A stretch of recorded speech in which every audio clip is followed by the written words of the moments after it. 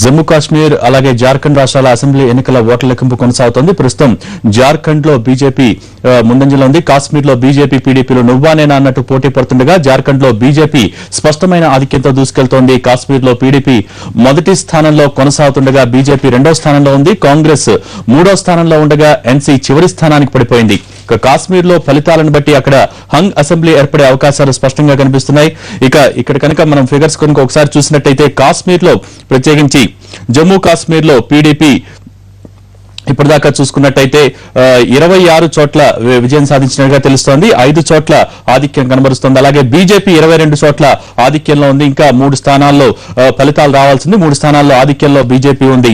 అలాగే ఎన్సీ 12 చోట్ల ఇక్కడ విజయం సాధించింది. ఇంకా 2 చోట్ల ఆధిక్యంలో కొనసాగుతోంది. మొత్తానికి జమ్మూ కాశ్మీర్ లో హంగ్ అసెంబ్లీ ఏర్పడే అవకాశాలు స్పష్టంగా కనిపిస్తున్నాయి. ఇటు జార్ఖండ్ లో ఓట్ల లెక్కింపు కొనసాగుతోంది. జార్ఖండ్ లో బీజేపీ దూసుకుపోతోంది.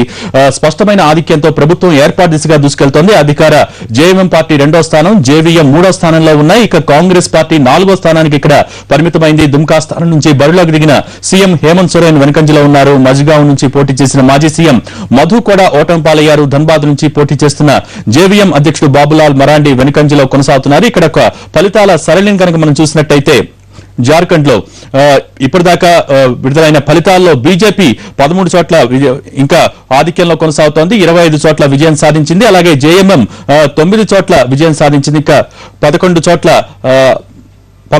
ఆధిక్యంలో కొనసాగుతోంది. అలాగే కాంగ్రెస్ ఇక్కడ 3వ స్థానానికి పడిపోయింది. 8 స్థానాల్లో విజయం సాధించి ఇంకా 1 స్థానంలో మాత్రమే ముందంజలో ఉంది.